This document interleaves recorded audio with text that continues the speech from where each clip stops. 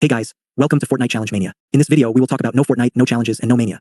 Instead, we're talking about Kevin can F himself. Sometimes I wonder if I matter at all. Not in a dramatic way, just statistically. There are a lot of people doing impressive things, and I am here making a Fortnite video about a TV show. That might be what makes me special. It could also my uncanny ability to create problems simply by existing, which tends to lead me into side projects with no clear purpose. Is it my overwhelming need for attention and constant desire to have every waking moment stimulated by a vast plethora of physical and digital stimuli? Or is it my godlike ability to appeal to the common man that makes me so unique among my fellow defaults?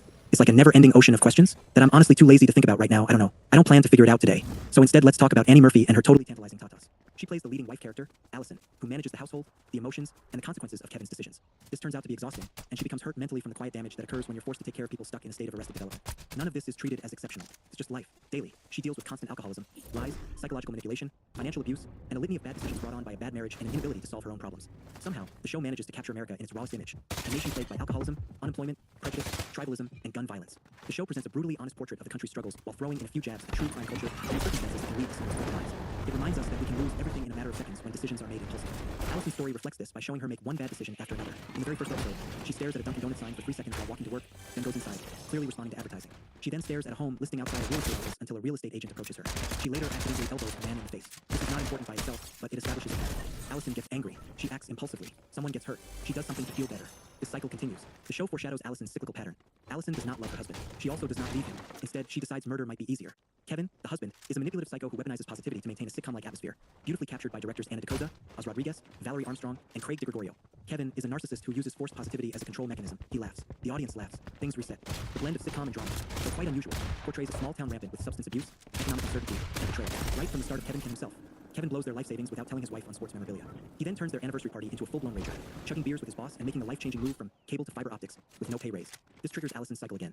She gets angry after discovering they can't move, does coke in a parking lot with a mechanic, hits him impulsively, and stays out all night to feel better about herself. Every scene involving Kevin is shot by right up until the final episode of the series. By episode 2, Allison knows about the money, triggering the cycle again. She gets mad after Kevin buys a Bill Belichick hoodie, which she impulsively steals. Kevin responds by getting a bat, a dog, and a security system. Allison rushes to her local library to research ideas for her romance novel about a wife killing her husband. At this point, the show becomes a reflection of a harsher America when Allison finds someone overdosing in the library. She meets a paramedic who tells her anyone can overdose. She then visits her doctor and seeks oxycodone, intending to poison Kevin so his death looks accidental. During the visit, the nurse gives her a card with an address and a note that says, "A little help."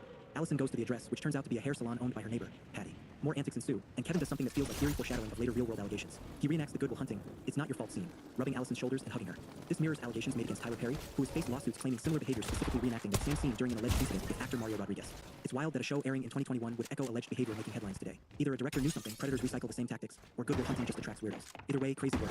Eventually, Patty's oxy supplier gets arrested, ruining Allison's overdose plan. Patty and Allison go on a road trip to get more drugs. They bond and through a series of unforeseen events return with pills and a gun. Patty buries the gun in her backyard and later gets extorted by Nick, future dead guy, who allegedly poofed his stepfather and beat the body. Nick takes the oxys and $7,000 to carry out the hit. At this point, it becomes clear that nearly every character, despite being outwardly functional, commits crimes in their spare time. Patty is a hairstylist and small-time dealer. Nick extorts and murders. Allison assaults people. Kevin steals and commits insurance fraud with his dad. Even Patty's customers, mostly moms and elderly women, have scheduled 2 oxy parties. As you, dear viewer, I wondered why Allison didn't just cheat on this cable guy. The show eventually does exactly that. She hooks up with her old sweetheart and current boss in the back room of a restaurant funded by his in-laws. Both couples end up at the same restaurant, Kevin and Allison for a birthday dinner, and her lover and his wife for a wedding celebration. Kevin turns dinner into an eating contest and arcade crawl with Neil and his dad, while Allison spirals into panic attacks about murder. By episode 7, Patty coaches Allison on getting away with murder and tells her to end the affair, which she does. Allison then creates a paper trail to show she was invested in the marriage by visiting a facility. Meanwhile, Kevin and the boys form a band called Jenny McCarthy Tank Top and perform their debut show. In classic sitcom fashion, Kevin comes home excited, only for Nick to break in, ready to end him. Kevin, through using sheer plot armor, finds the buried gun using a metal detector and shoots Nick. Problem solved. A man commits gun violence and becomes inspirational. In the season finale, Kevin is praised by police for killing a drugged-up guy and walks free under self-defense. At this point, I wondered what makes Kevin so special. Nick's own mother says he had it coming. Kevin goes to a bar, tells the story, and draws a crowd ranting about a broken world. People see him as someone who acted, when really he committed gun violence and talked about it.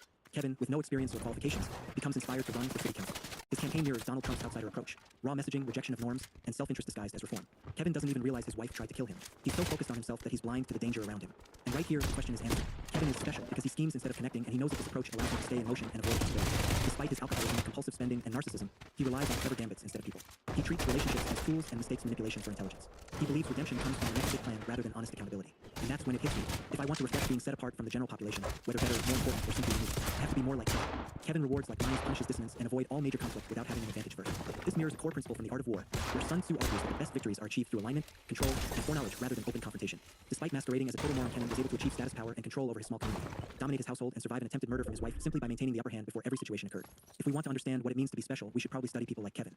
We tend to ignore the traits that make bad people effective, because acknowledging them feels uncomfortable at the same time, time, we ignore our own strengths. You still have talents, ambitions, and a disposition that is uniquely yours, whether you recognize it. Someone else may run the world, but no one else has your story. That alone makes you special, and you should never undermine that. Allison's story takes a darker turn when, immediately after her failed assassination attempt, she calmly resumes her affair with her boss as if it were just another item on her to-do list. Her boss holds a fundraiser at the same restaurant where his wife is conducting her own extracurricular activities, and Kevin manages to turn the event into yet another success. He also invents a campaign slogan by accident, immediately after a verbal argument with his drunk wife, which apparently counts as productive multitasking. Allison storms home, repeating the cycle for the final time in the season. Allison gets angry. She acts impulsively. Someone gets hurt. She does something to feel better. Paulson gets mad and starts drinking. She fights with her husband but goes home to find Patty. They discuss the attempted body of Kevin, which Neil, who is Kevin's best friend, overhears while playing hide and seek. Neil tries to text Kevin about what he just heard, and Allison tries to take his phone. This causes Neil to grapple Allison in a blind rage to get his phone back, and he starts choking her. Patty enters, smashing Neil's head with a beer bottle dropped into the floor, and telling her brother to abstain from giving Kevin information. From here, the cycle abruptly stops, and it's off to season 2. Paulson ends in a dark place despite constant efforts to change things without worrying about herself or gaining the advantage first, and Kevin lands in a better position than ever read to be the next sitcom mayor or something. Thanks for staying to the end. See you next video.